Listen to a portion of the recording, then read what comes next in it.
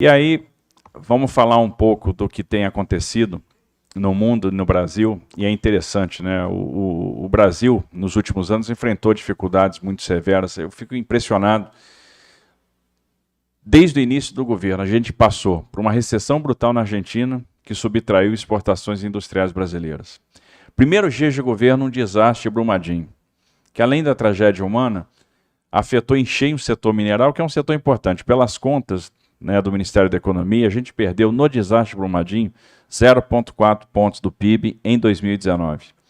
Depois, no início de 2020, quando os dados até março mostravam que o Brasil se encaminhava para crescer 3,5%, 4%, a gente se depara com a crise do Covid, que é a maior crise que a nossa geração já pegou. A maior crise pós-Segunda Guerra Mundial, a maior pandemia depois da gripe espanhola. Uma crise que nos pegou em cheio e a gente não sabia como lidar com ela. Na sequência, tivemos a crise hídrica e o desafio de manter o abastecimento de energia. E, por fim, a guerra da Ucrânia, né, com todas as suas consequências. Quer dizer, teve de tudo. Nós pegamos todo o vento soprando contra. E é nesse ponto que eu faço uma comparação entre o que foi o governo Bolsonaro e o que foi, por exemplo, o governo Lula, lá atrás. Porque lá atrás, quando todo o vento soprava a favor, quando a gente tinha boom de commodities, quando o Lula tinha popularidade, as reformas estruturais que o Brasil necessitava não foram feitas. O que a gente precisava para ter um crescimento estrutural? Uma reforma da Previdência, uma reforma trabalhista, investimentos em saneamento básico, investimentos em infraestrutura, aumento da oferta de crédito, diminuição do spread bancário, uma reforma tributária, uma reforma administrativa, investimentos em educação orientados para resultado, mudança na legislação que proporcionasse facilidade para a abertura de negócio, nos facilitasse a questão, né, do doing business. E nada disso foi feito. Nenhuma dessas alavancas foi acionada. O Brasil passou por um marco a partir de 2016. Nós saímos de uma era anti-business para uma era pro-business. Então, a partir dali, a gente aprovou no governo do Michel Temer a reforma trabalhista e o teto dos gastos, que marca um compromisso com a solvência. Né? Tenta mudar a trajetória da dívida pública, o perfil da dívida pública. E depois, no governo Bolsonaro, a gente teve a aprovação da reforma da Previdência, a aprovação do marco do saneamento. Só no ano passado, 50 bilhões de investimentos foram contratados em saneamento básico. Muito investimento em infraestrutura.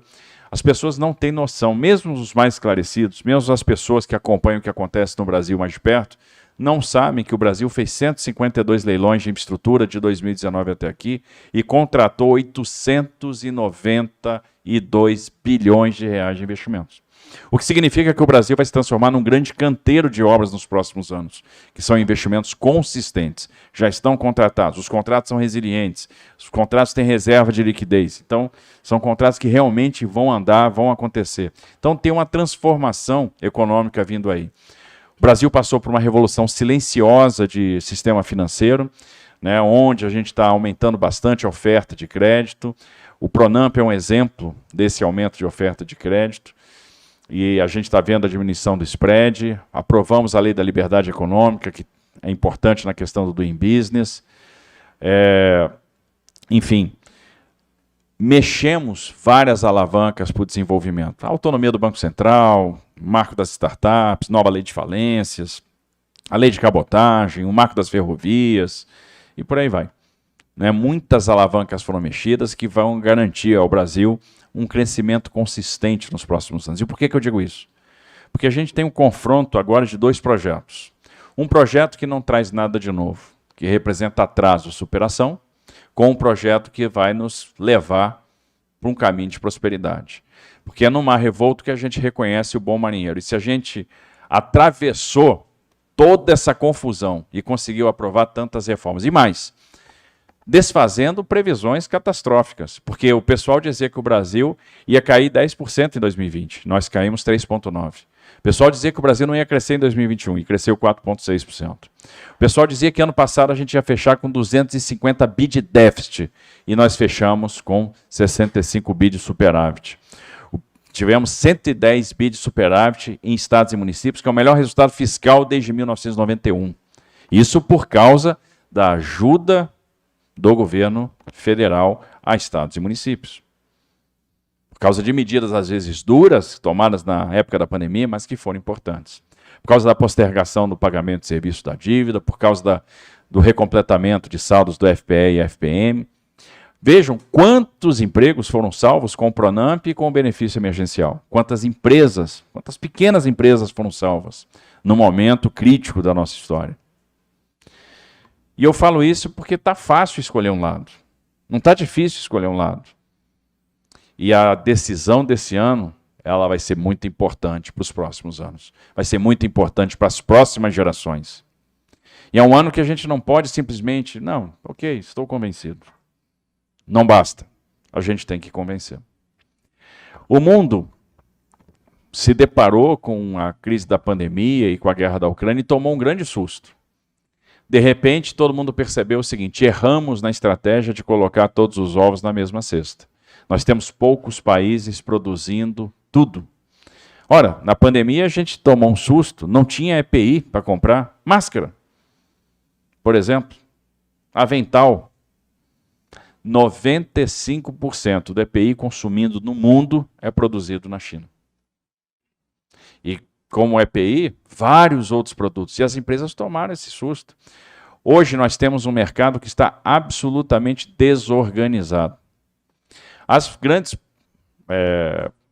processadoras de alimentos do mundo não estão fazendo investimento, têm certeza com relação ao fornecimento de insumos. E uma coisa diferente é que toda vez que preço sobe, CAPEX sobe junto. Pela primeira vez a gente está vendo preço subir e CAPEX cair. O mercado de óleo e gás se desorganizou, ou seja, o mundo percebeu que tem uma vulnerabilidade. Isso significa que as empresas vão procurar novos destinos. As estratégias de negócio serão redesenhadas e as cadeias globais de produção vão ser redivididas.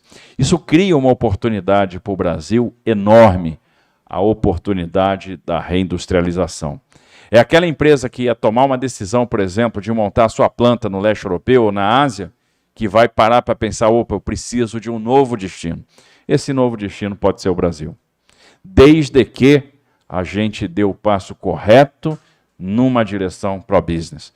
Não pode dar o passo na direção de rever a reforma trabalhista, de voltar ao imposto sindical, de governar com o MST e MTST, de rever a desestatização da Eletrobras.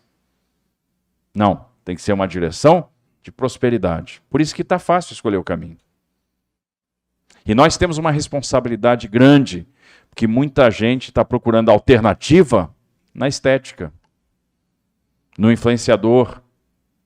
E olha a responsabilidade dos formadores de opinião, das pessoas que têm negócio, que buscam segurança jurídica, que pensam o futuro do Brasil.